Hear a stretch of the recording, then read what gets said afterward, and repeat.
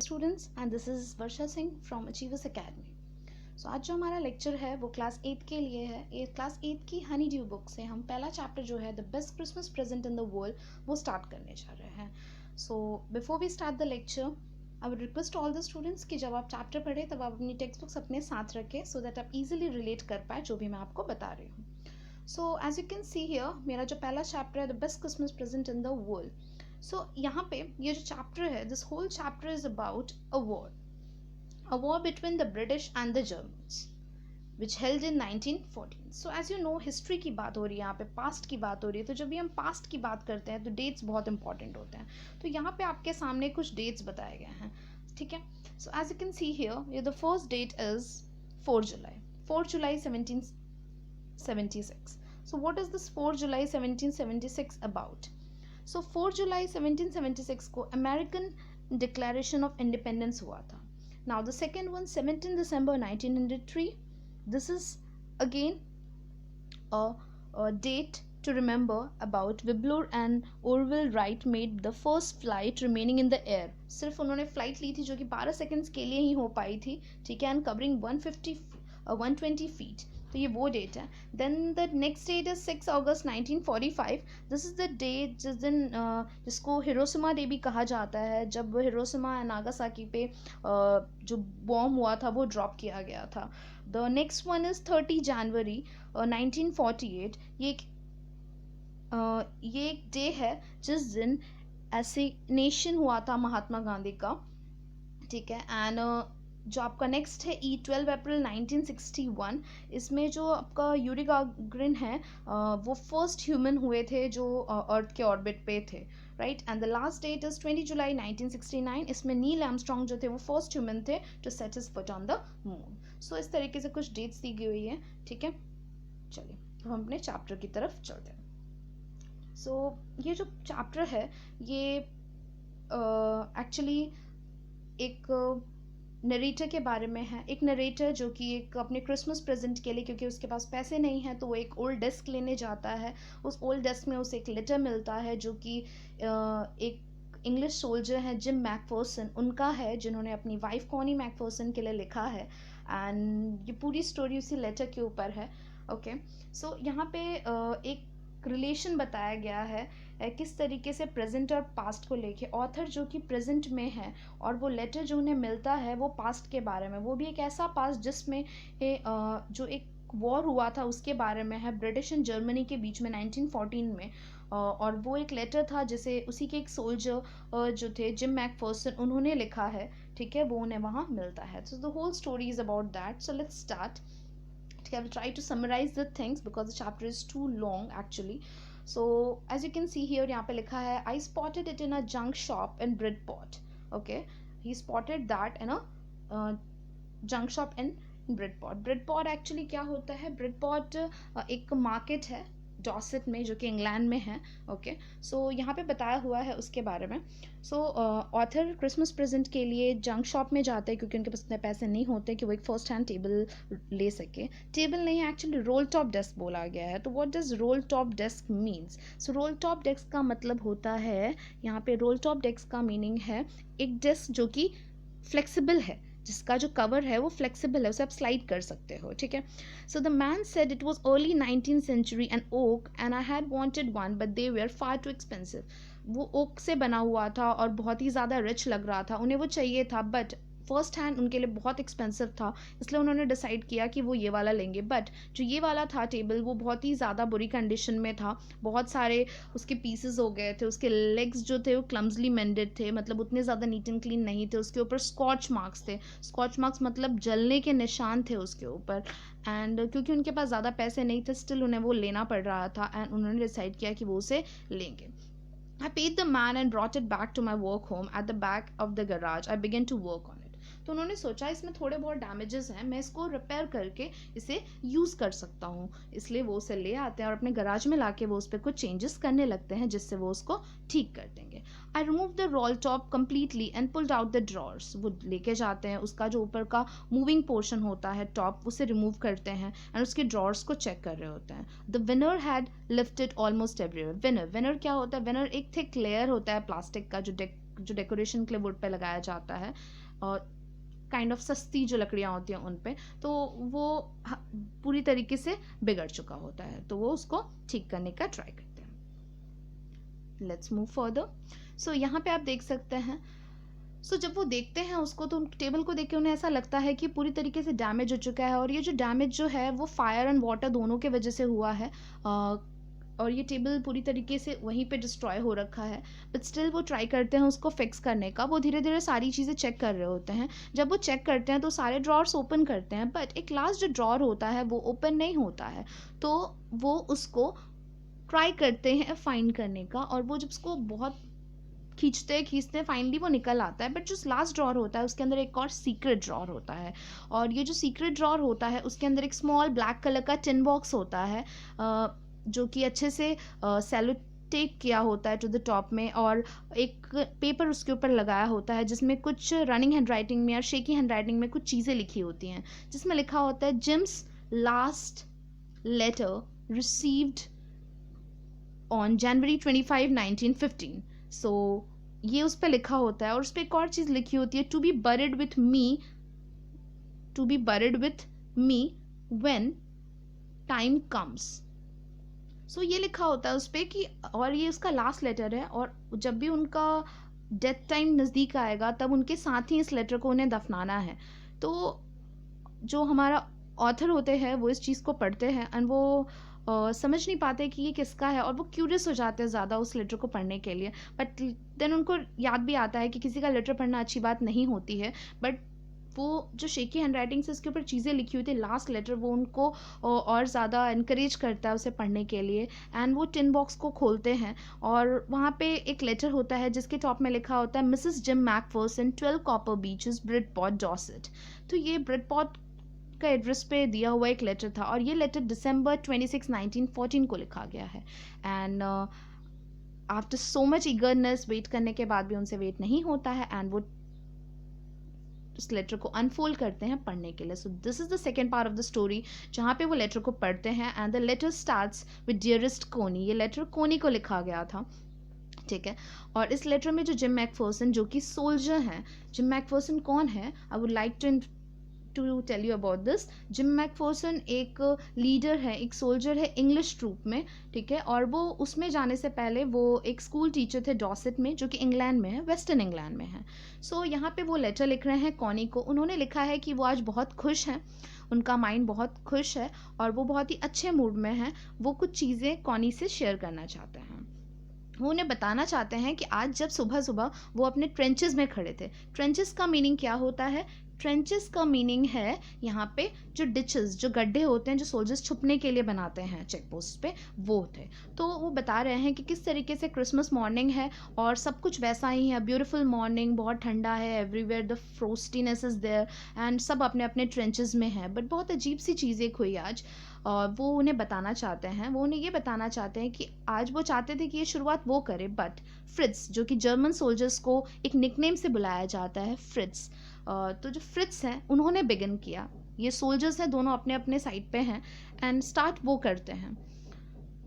वो उनको वहाँ से एक वाइट फ्लैग वेव करते हैं और अपोजिट साइड से, और वहाँ से वो उन्हें चिल्ला चिल्ला के क्रिसमस विश कर रहे होते हैं। वो उन्हें हैप्पी क्रिसमस टॉमी बार बार बोल रहे होते हैं।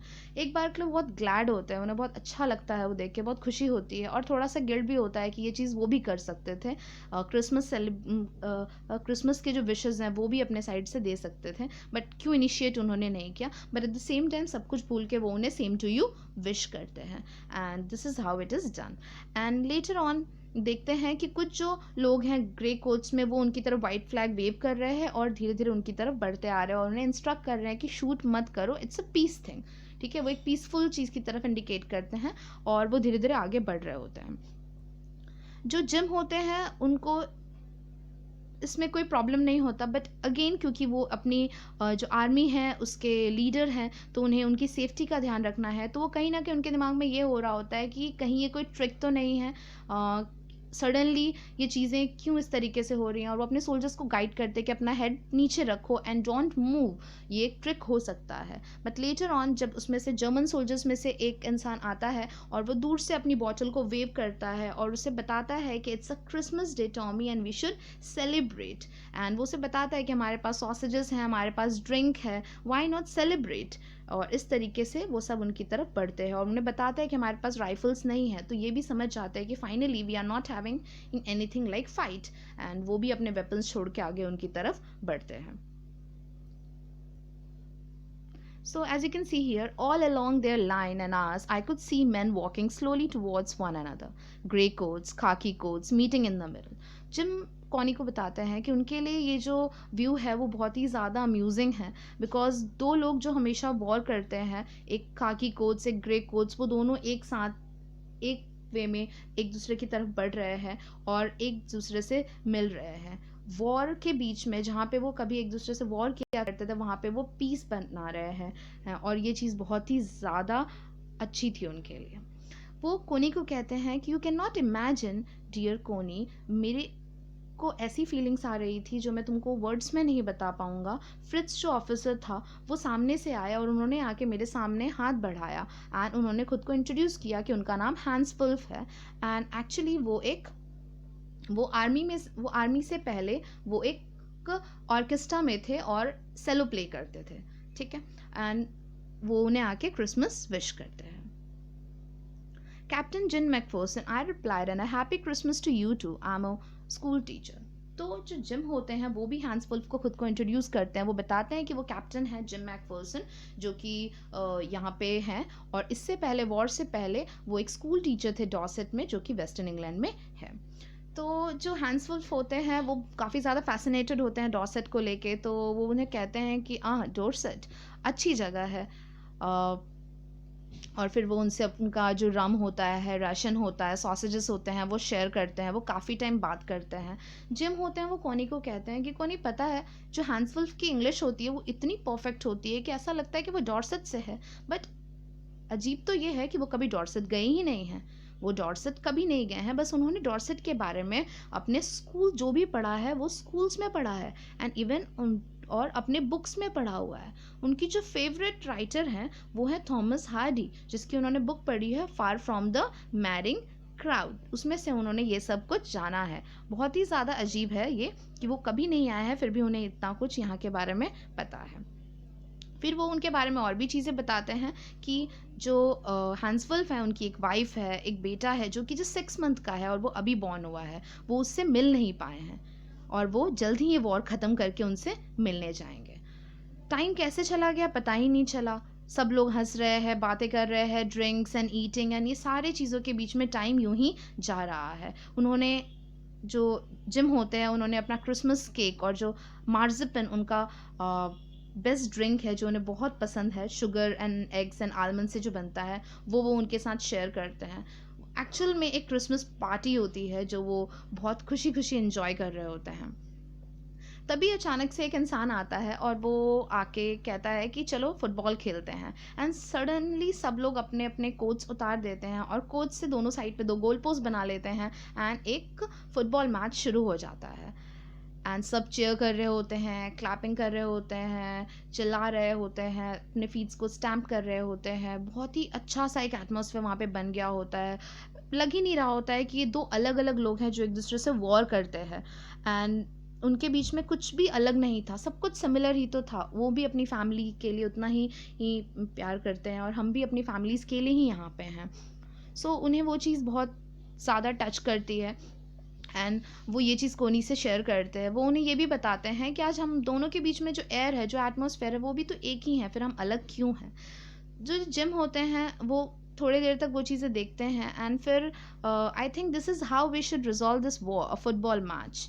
तो जो जिम होते हैं वो कहते हैं कि हाँ, कितना अच्छा होता ना अगर जो प्रॉब्लम्स होती हैं, जो वॉर होते हैं, वॉर की जगह हम फुटबॉल मैच से ही डिसाइड कर लेते कौन जीता कौन हारा, तो कितना अच्छा होता। क्योंकि ध्यान दीजिएगा, क्योंकि no one dies in a football match, क्योंकि फुटबॉल मैच में किसी की डेथ नहीं होती है, कोई बच्चा अनाथ नहीं होता है, किसी के हस्बैंड की डेथ नहीं होती, किसी के बेटे की डेथ नहीं होती है, लाइव्स भी बच जाती और लोग जीत भी जाते हैं वॉर, तो कितना अच्छा होता। Okay, so this is how वो कहते हैं, and I would prefer cricket, I told him, then we Tommies could be sure of winning probably. तो वो कहते हैं हाँ, अगर मैच से ही जीतना है तो मैं क्रिकेट प्रेफर करूंगा, क्योंकि मैं क्रिकेट में अच्छा हूँ, हमारे जीतने के चांसेस बढ़ जाएंगे। और वो इस चीज़ को एक जोक के फॉर्म में लेते हैं और वहाँ पे हंसते हैं। सैड टू से, कोनी फ्रिट्ज वॉन 2 गोल्स, और देखते ही देखते मैच एंड होने लगा और फ्रिट्ज जो थे वो जीत चुके थे। फ्रिट्ज 2 से जीत गए थे एंड हम हार चुके थे। बट हैंसफुल बहुत ही ज़्यादा फ्रेंडली और एक जनरस पर्सन है, वो कहते हैं कि भले हम जीत गए हैं बट आपका एक जो शॉट था वो हमारे दोनों शॉट्स के लिए काफ़ी था। टाइम आ जाता है एंड जो गेम था वो ख़त्म हो गया, जो सॉसेजेस थे, जो रम्स थे, वो केक थे, ड्रिंक्स थे, सब ओवर हो जाता है एंड फाइनली वो टाइम आ जाता है जब उन दोनों लोगों को अपने अपने ट्रूप्स में वापस आ जाना है। I think this is what every soldier wants on both the sides, Henswolf said. Take care, Jim Macpherson. I shall never forget this moment, nor you. He saluted and walked away. वो बातें करते हैं, एक दूसरे से hand shake करते हैं और बोलते हैं कि ऐसे ही वॉर्स होने चाहिए, कितना अच्छा होता, but it's time to move. And दोनों अपने अपने ट्रूप्स में चले जाते हैं, एक दूसरे से हैंड शेक करते हैं एंड अगेन वहाँ पे बिल्कुल शांति होती है। नाइट का टाइम होता है, रात को फिर से जो जर्मन्स होते हैं वो उस साइड पे अपना जो क्रिसमस कैरल होता है कोरस में वो गा रहे होते हैं। एंड जो यहाँ पे जिम मैकफर्सन है, उनके जो ट्रूप्स वाले हैं वो भी उस चीज़ को उनके पीछे रिपीट कर रहे होते हैं and it was so good to hear. And दोनों साइड का जो एटमॉस्फेयर होता है वो बहुत ही ज़्यादा अच्छा होता है, एक हैप्पीनेस, एक पॉजिटिव वाइब्स होती हैं। एंड वेरी सून ये सब ख़त्म हो जाता है एंड दोनों साइड इतनी ही शांति हो जाती है एंड सब अपने अपने ट्रूप्स में फिर से रहते हैं। जिम मैकफर्सन अपने लास्ट लाइन में कहते हैं, डियरेस्ट कॉनी, अगले क्रिसमस ईयर तक मैं वहाँ आ जाऊँगा एंड ये सिर्फ मेमोरीज ही रह जाएंगी, ठीक है? होप मैं तुम्हें जल्दी मिलूंगा, your loving gym. And this is how ये लेटर ख़त्म हो जाता है एंड आपका यहाँ पे जो कॉम्प्रिहेंशन चेक है वो भी आ गया है। जो हमारा थर्ड पार्ट है वो ऑथर से रिलेट करता है। ऑथर ने फाइनली पूरा लेटर पढ़ लिया है एंड अब वो इस लेटर को पढ़ने के बाद उनको पूरी रात नींद नहीं आती और वो सुबह होने का वेट करते हैं, क्योंकि उन्हें पता होता है अगर किसी के लिए ये उसका लास्ट लेटर है और ये इतना ज़रूरी है तो उनको लगता है कि उन्हें कोनी को ये लेटर दे देना चाहिए जो कि उनसे गुम गया है। वो उस पर जो एड्रेस होता है लेटर पे ब्रेड पॉट का, वो वहाँ जाते हैं, हाउस नंबर 12 ढूंढते हैं बट वो वहाँ ना कुछ नहीं मिलता है। वो किसी से पूछ के उस एड्रेस पे पहुँचते हैं एंड फाइनली जब वो वहाँ जाते हैं तो एक घर होता है जहाँ जिसमें वो जाते हैं जो कि पूरी तरीके से डिस्ट्रॉय हो चुका है। उसकी खिड़की, दरवाजे, वॉल, सब कुछ देख के ऐसा लग रहा है जैसे वहाँ पे आग लगा हो एंड आग और पानी की वजह से आधी से ज़्यादा चीज़ें ख़राब हो चुकी हैं, ठीक है? वो आसपास में किसी को ढूंढते हैं जिससे वो पूछ सकें कि वो लेडी कहाँ है एंड लेटर ऑन उन्हें एक पर्सन मिलता है जिससे वो पूछते हैं कि क्या हुआ। सो एक लेडी मिलती है उन्हें, एन अ ओल्ड लेडी, ठीक है? A old lady told him, a bit muddle-headed but at her age she entitled to be, wasn't he? 101 years old। तो उन्हें बताते हैं कि यहाँ पे एक 101 years old एक लेडी रहती थी जिनका नाम कोनी था। उनके घर में आग लग गई थी। आग कैसे लगी किसी को कुछ नहीं पता, क्योंकि हो सकता है कि कैंडल से लगी हो, क्योंकि कोनी वो लेडी थी जिनको ऐसा लगता था कि इलेक्ट्रिसिटी में पैसा बर्बाद नहीं करना चाहिए, इलेक्ट्रिसिटी बहुत एक्सपेंसिव है एंड उन्हें हमेशा ऐसा लगता था, तो इसलिए वो कैंडल्स ही यूज़ करती थी। तो हो सकता है कि कैंडल से आग लगा हो और आग लगने के बाद उनका पूरा घर ख़राब हो गया था एंड उनकी भी हेल्थ अच्छी नहीं थी। तो फिलहाल वो एक नर्सिंग होम में है जो कि बर्लिंगटन हाउस में है और जो कि अदर साइड पे है टाउन के। तो जो ऑथर होते हैं वो डिसाइड करते हैं कि वो वहाँ जाएंगे और वो कोनी को उसका लेटर हैंड ओवर करेंगे। सो उसके बाद वो फटाफट वहाँ से जाते हैं एंड वो बर्लिंगटन हाउस नर्सिंग होम पहुँचते हैं। जैसे वो वहाँ पहुँचते हैं वो बहुत ही ज़्यादा डेकोरेटेड होता है बिकॉज आज क्रिसमस है और क्रिसमस की वजह से डेकोरेशन होता है। वो वहाँ जो नर्स होती है वो उससे बताते हैं कि वो कोनी मैकफर्सन से मिलने आए हैं, बट वो नर्स कहती हैं कि वेरी गुड, क्योंकि आज तक कोनी मैकफर्सन को कोई मिलने नहीं आया है तो बहुत खुश हो जाएंगी ये सुन के, बट वो आज यहाँ पे नहीं है क्योंकि उनकी तबीयत थोड़ी ख़राब थी तो हमने उन्हें रेस्ट करने के लिए बोला है। आप कौन है वो उनसे पूछती हैं तो उनको बताते हैं कि मैं उनका एक वेल विशर हूँ जो उनसे मिलने आया हूँ। तो वो कहती है कि वो एक्चुअल में बहुत खुश हो जाएंगी because she has no family, you know, no one visit, कोई उनसे मिलने नहीं आता, और वो बहुत ज़्यादा अपसेट रहती हैं इस चीज़ को लेके, वो पूरे दिन अपने चेयर में बैठी रहती हैं। सो द ओल्ड लेडी उन्हें लेके जाती है, और उनके सामने जो ऑथर होते हैं उनके सामने एक लेडी आती हैं जो कि अपने व्हील चेयर में बैठी हैं। ऑथर ने उनको डिस्क्राइब किया है यहाँ पे, वो बहुत ही प्रिटी हैं, उनके फेस पे बहुत सारे रिंकल हैं, उन्होंने एक बन बना रखा है, एक सिल्वर वाइट हेयर पिन लगा रखी है उन्होंने, वो बहुत ही ब्यूटीफुल लग रही हैं उसमें। सो जो ऑथर हैं वो वहाँ जाते हैं और कोनी को विश करते हैं, हैप्पी क्रिसमस कोनी, एंड उसे उसका लेटर हैंड ओवर करते हैं। वो उन्हें उनका लेटर हैंड ओवर करते हैं जो कि एक टिन बॉक्स के साथ होता है। कोनी कंटिन्यूसली उस लेटर को नहीं देख रही होती हैं, वो उस पर्सन को देख रही होती हैं, ऑथर को देख रही होती हैं, और उनका सारा ध्यान बस वहीं होता है। वो सारी चीज़ें बता रहे होते हैं कि कैसे उन्हें ये लेटर मिला और कहाँ पे उनको ये मिला, और कैसे वो उनको अब देने आए हैं, उन्होंने कैसे उनका एड्रेस ढूंढा, सब कुछ वो उन्हें बताते हैं। बट वो किसी चीज़ में इंटरेस्टेड नहीं होती हैं, वो सिर्फ और सिर्फ उनको स्टेयर कर रही होती हैं। बहुत शेकी हैंड से, कांपते हुए वो उस लेटर को छूती हैं बस अपने हाथों से, एंड वो ऑथर का हाथ पकड़ लेती हैं, उनकी आंखों में आंसू होते हैं, वो उनको अपने पास खींचती हैं, और वो उसे कहते हैं कि तुमने बोला था ना तुम घर जल्दी आओगे, एंड हियर यू कम, और देखो तुम आ गए। और इस तरीके से वो उन्हें अपने पास बिठाती हैं और बोलती हैं आओ मेरे पास आके बैठो। जैसे ही वो ऑथर उनके पास बैठते हैं, वो उनको उनके चीक्स पे किस करती हैं, और उन्हें बताती हैं कि मैंने तुम्हारा लेटर कितनी बार पढ़ा है, हर रोज़ पढ़ा है, और उनके वॉइस में वो पेन दिख रहा होता है कि वो कितना जिम को मिस कर रही होते हैं।